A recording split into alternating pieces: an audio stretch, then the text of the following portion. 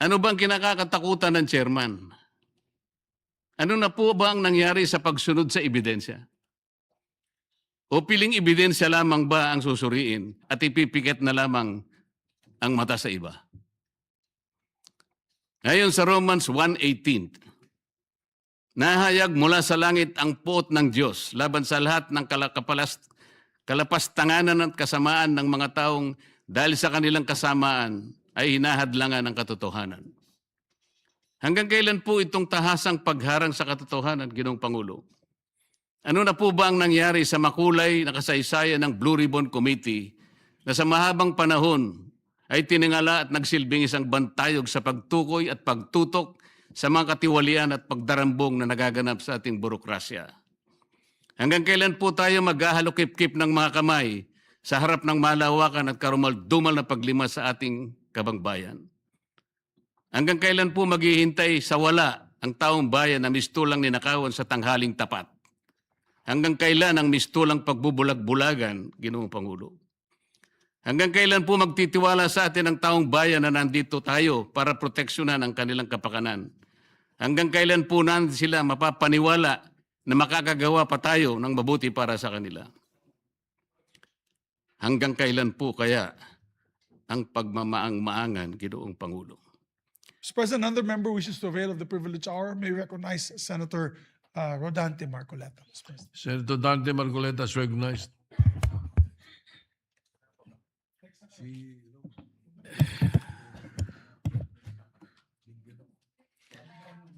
Mr. President, distinguished colleagues, I rise today on a matter of personal and collective privilege. Mahiya naman kayo. These are the very exact words uttered by the President 8 months ago. Yes, Mr. President, walang buwan na mula nang tumambad sa sambayanang Pilipino at sa buong mundo ang malawakang anomalya at korupsyon sa likod ng mga flood control projects. Pagkatapos ng 8 buwan, natukoy na ba kung sino ang mga walang hiya? Since the first Blue Ribbon hearing last August 19, 2025, the public has watched closely, anticipating the outcome of our inquiries and investigations. The demand for transparency and accountability did not subside. It has only grown louder. Despite the increasing public clamor for transparency and accountability, we are stuck in a maze of indecision and complacency, waiting for a report that has long been overdue. Mr. President, as early as December of last year, the minority submitted its observations, findings, and recommendations based on the initial 6 public hearings of the Blue Ribbon Committee and labeled it a minority report, for lack of a better term. Let me be clear, it was not intended to disrespect the committee nor the Senate as a body. Fully aware of the hearings on the flood control anomalies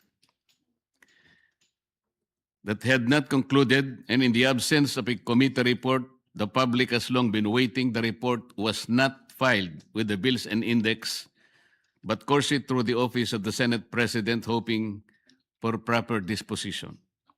The minority report was initiated out of our solemn duty to the Filipino people who are eagerly awaiting and demanding for the Senate's decisive action on the nationwide flood control scandal. Our intention was clear from the outset: to uncover the truth, hold people accountable, and propose legislative measures that will finally dismantle the deeply entrenched corruption that characterize our infrastructure projects. Ladies and gentlemen of this chamber, the people have waited long enough. It has been 7 months since the first Blue Ribbon hearing. For far too long, the public have been agitated, disgusted, and tormented by the thought that more than 1 trillion pesos have been openly looted from the National Treasury. Yet to this day, no one has been held accountable except for the small fry. In several instances and interviews, the chairman of the Blue Ribbon Committee has said that a partial committee report is to be released. Last November 24, 2025, the chair stated in an interview, and I quote, "Magsasubmit kami ng partial committee report based on info so far gathered during the previous hearing." Natapos ang Disyembre 2025, walang report.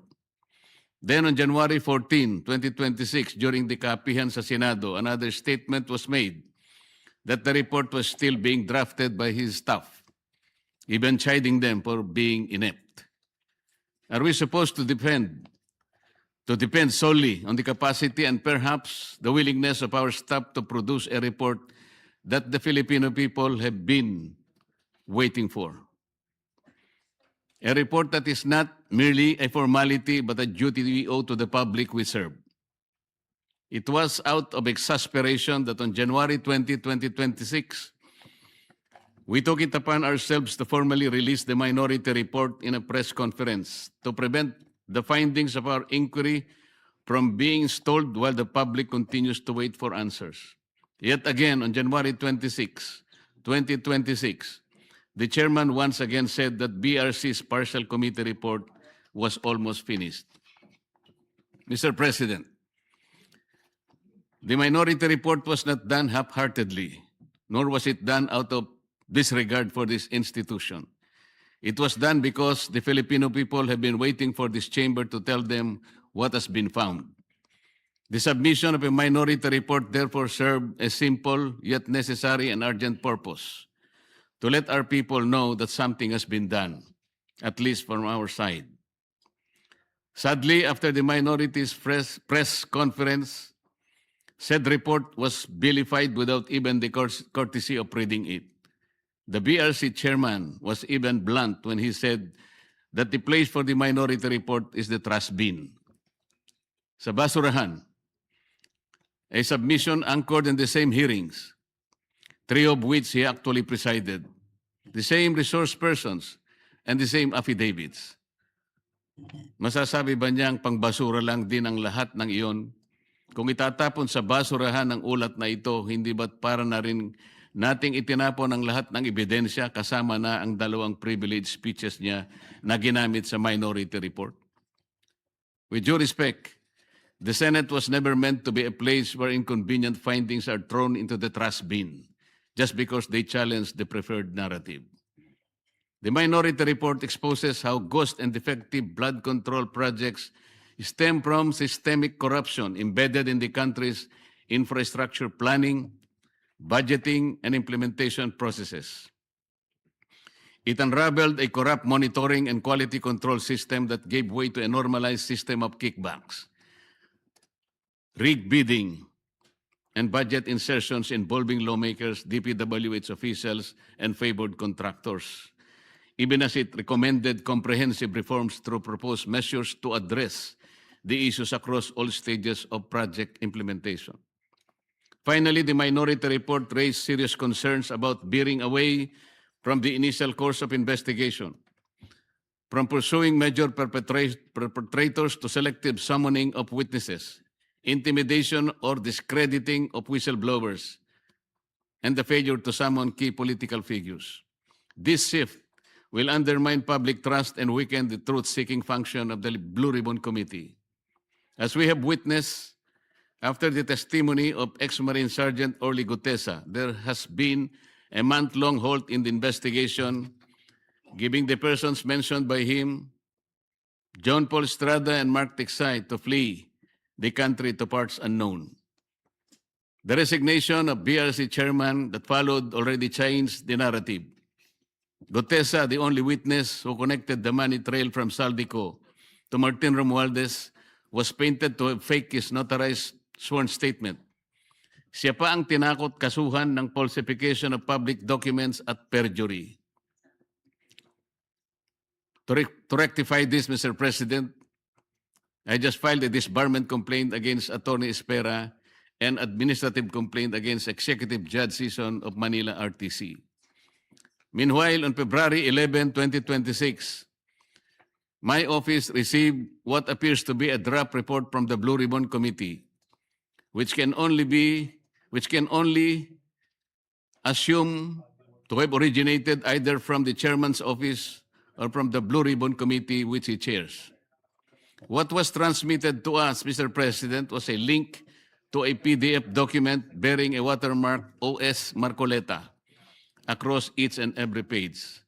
Yet the said partial report does not bear the signature of the chairman, a formality ordinarily expected of any report issued by a committee, particularly from the Blue Ribbon Committee. Given the circumstances, the status of the Blue Ribbon partial report is unclear, and it could easily be disowned or disavowed at a later time. In light of this, Mr. President, guidance is respectfully sought on how such a document should be properly regarded by this body. The same people were hell-bent on criticizing the manner by which the minority report was submitted. Yet they have no qualm circulating a supposed committee report in a manner that lacks even the most basic formalities expected of an official document of this institution. Maybe because of the following observed weaknesses. In the BRC chairman's interview with Dos por Dos on DCRH as early as July 31, 2025, he alleged that there are at least 60 sitting congressmen who also acted as contractors of infrastructure projects in their own districts. In a press conference and in a press release dated August 10, 2025, posted on the Senate website, the BRC chairman disclosed that House members called him and that he had a list of 67 congressmen who were contractors. Yet he did not summon them to any BRC hearing. Why did he not name them, to be fair to the rest of the members of the House of Representatives? In the sworn statement of the Diskaya, 17 congressmen were also mentioned. Why were not they asked to appear before the committee?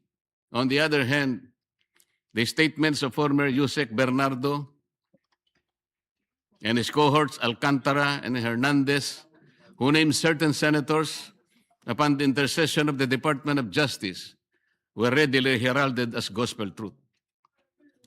The chairman of the BRC has also named at least 11 contractors in his first and second privilege speeches, whom he crucified to be involved in the flood control mess.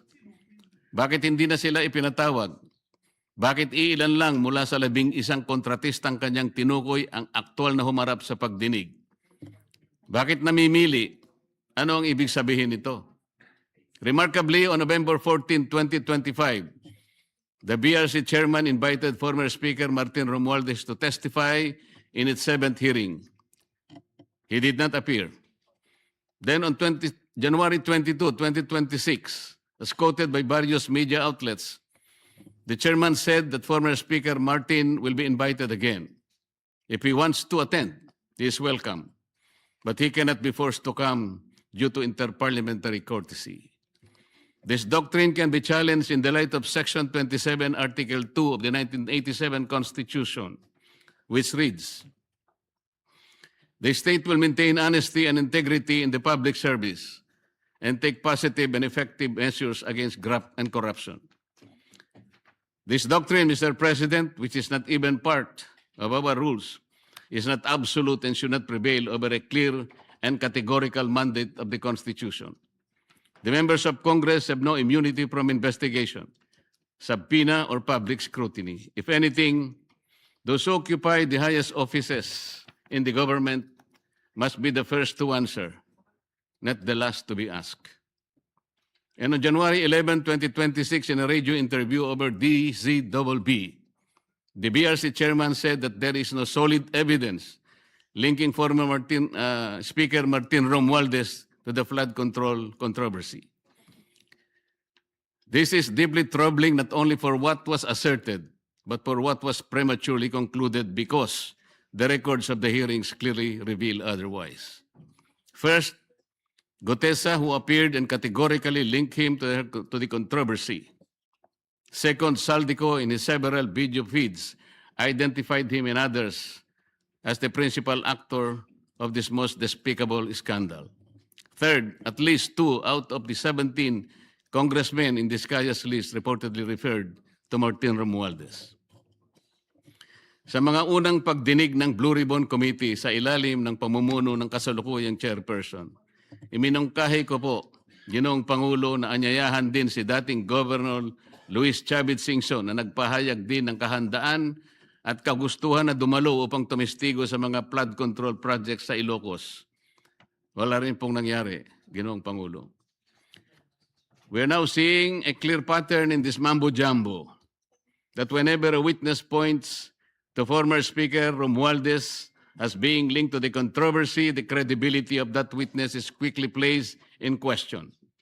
In an ambush interview at the Senate on November 14, 2025, by various media outlets, the VRC chairman clarified that a remote sworn testimony will be allowed only if Saldico appears before Philippine Embassy or Consulate, and a request for a Zoom meeting under oath will be valid. First, Saldico fears for his life and therefore he cannot go to any Philippine embassy. Kung si Gutesa nga ay bigla na lang naglaho na parang bula.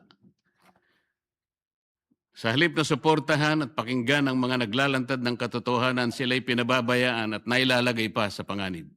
Second, the statement is incorrect because under the Apostille Convention, which the Supreme Court already implemented under OCA Circular number 210-2023, Saldico can take his oath before any commissioned notary in Portugal or elsewhere in Europe. He doesn't have to do it before a Philippine consular office. All he has to do is for his sworn statement to be apostilled in that foreign country, and it will have the effect of a statement sworn before a Philippine consulate. In the 8th hearing on January 19, 2026, the VRC chairman stated, "Let me emphasize the point, or one point. We always go wherever or where the evidence leads us. We do not target any particular person, nor do we have the intention to cover up for anybody. If that is truly the guiding principle of this investigation, Mr. President, then several matters should have been highlighted and pursued with equal vigor. For instance, on November 18, 2025, he made a revelation during the plenary debates of the 2026 budget on general principles in the presence of DBCC officials. Sinabi niya na base sa usapan nila ni Yusek Bernardo, meron siyang may mga taong nagne-name drop sa Pangulo, tulad ni na Yusek Adrian Bersamin at Yusek Traigib Olaybar, na nagutos kay Saldico na ipasok sa BICAM yung insertions ng 100 billion. Panoorin po natin ang video, Mr. President.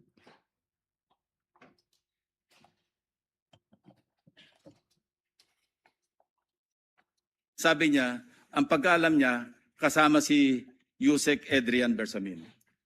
8 billion pesos, Mr. President, in at least 10 deliveries. The modus that yung arrangement nila is, may tigisa silang armored van. May armored van si Yusek Olaybar, may armored van siya, magpapark sa basement ng Diamond Hotel, darating yung van driven by Olaybar, and possibly, sabi niya, hindi siya sigurado, and possibly along with Adrian Bersamin. Bakante yung armored van, ipapark, idadrive yung isang van na puno ng pera. Ranging from 800 million hanggang 2 billion. Umabot ng 2 billion only because sometime in March, yung kanyang date na sinasabi from, I think, March hanggang April, yung delivery. Very good nga raw siya, sabi ni Yusek Olaybar, kasi nakakapag-deliver. Ang biggest kasi naipon, because March 11,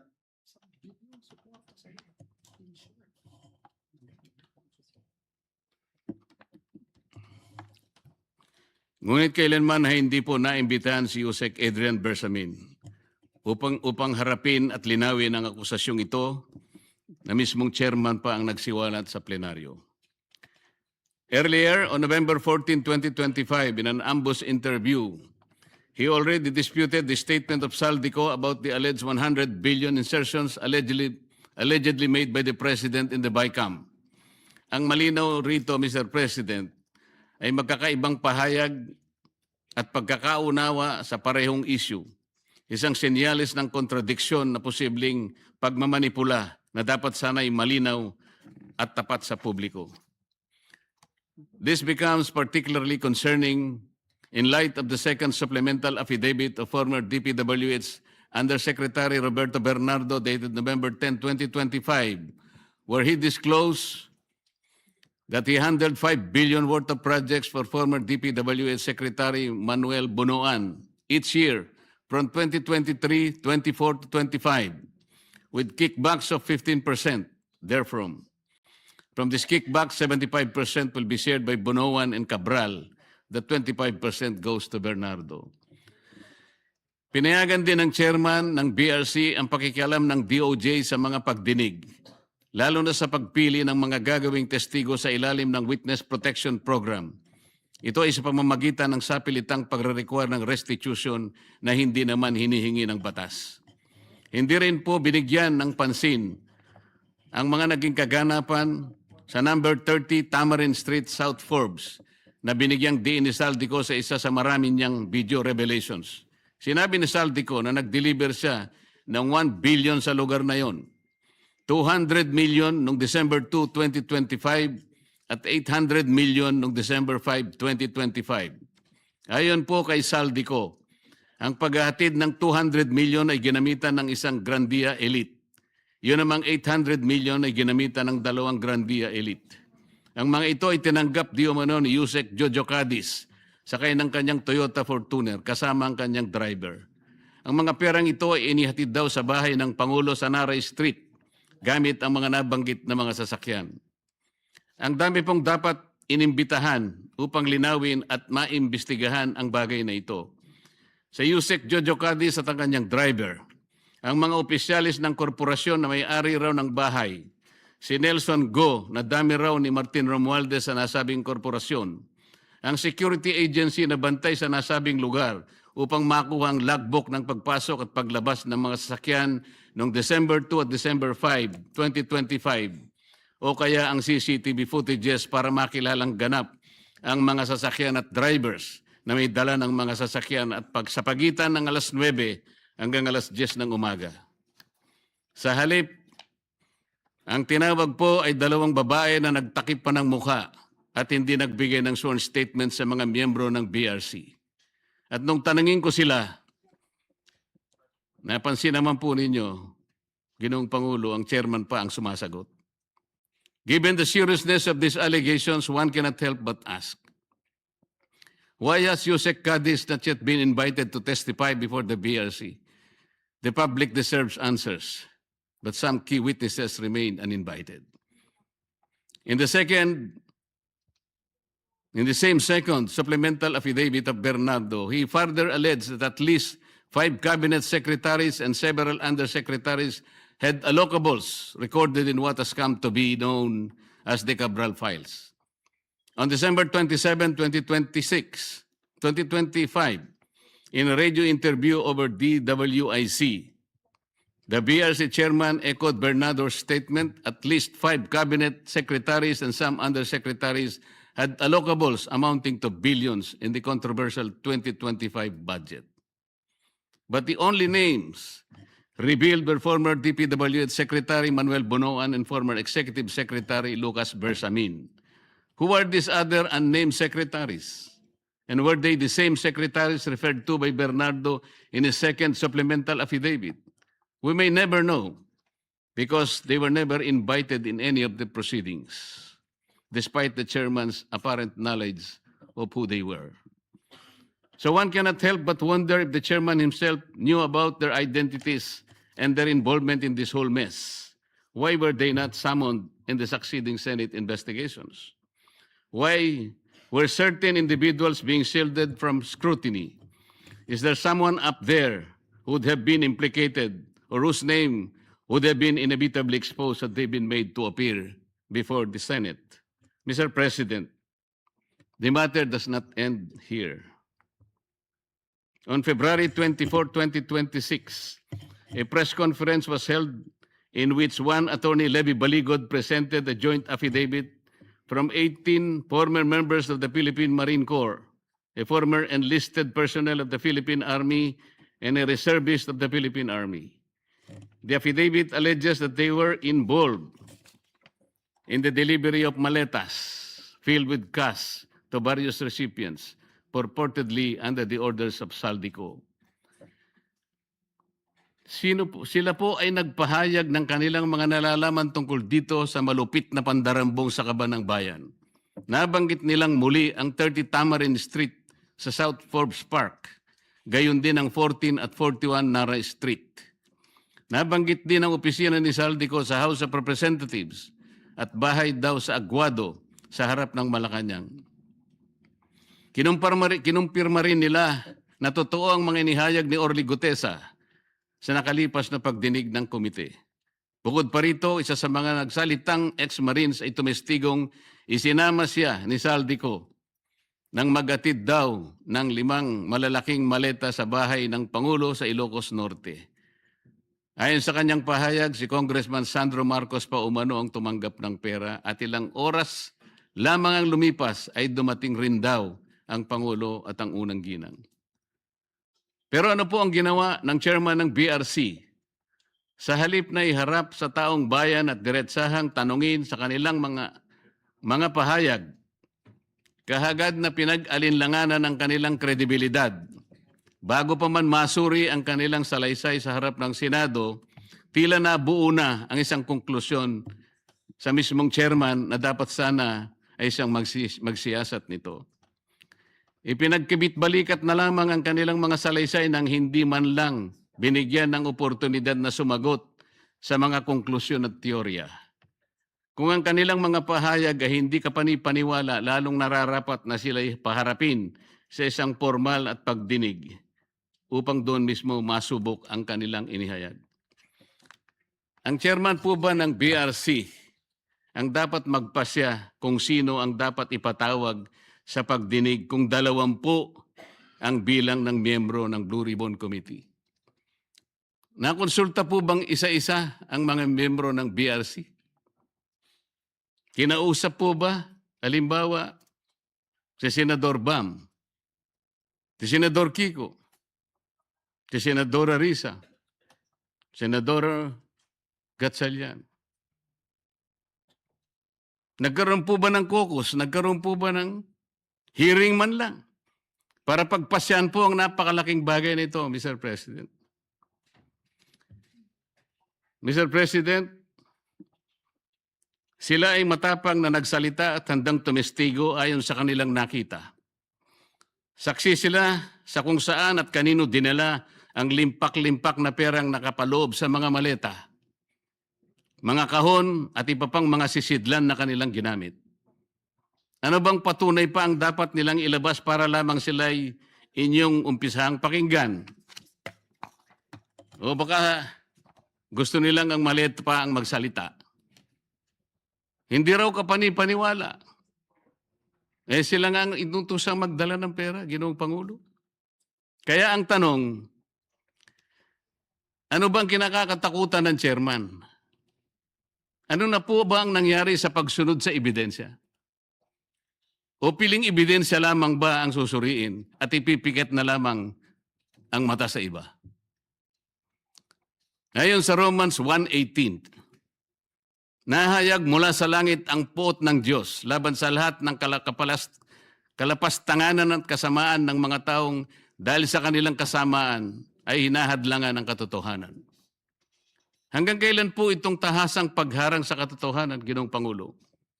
Ano na po ba ang nangyari sa makulay na kasaysayan ng Blue Ribbon Committee na sa mahabang panahon ay tiningala at nagsilbing isang bantayog sa pagtukoy at pagtutok sa mga katiwalian at pagdarambong na nagaganap sa ating burokrasya?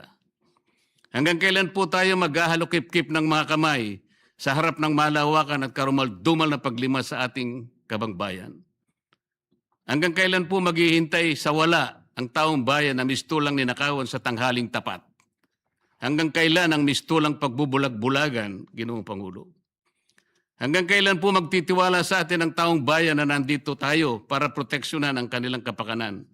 Hanggang kailan po natin sila mapapaniwala na makakagawa pa tayo ng mabuti para sa kanila? Hanggang kailan po kaya ang pagmamaang-maangan, Ginoong Pangulo? Naghanap po ng kasagutan ang mga mamamayan. Hindi po bukas, hindi po sa makalawa. Ngayon na po, Ginoong Pangulo. Kasihan nawa ng Diyos ang ating bansa. Maraming salamat po, Ginoong Pangulo. Well, we wish that the distinguished gentleman can deliver that when the BRC chairman is here. But nevertheless, I was informed that he will answer all the points tomorrow. Thank you, Majority Leader. Thank you very much, Mr. President. Yeah, I move that we refer the speech of the gentleman to the Committee on Rules, Mr. President. So referred to the Committee on Rules.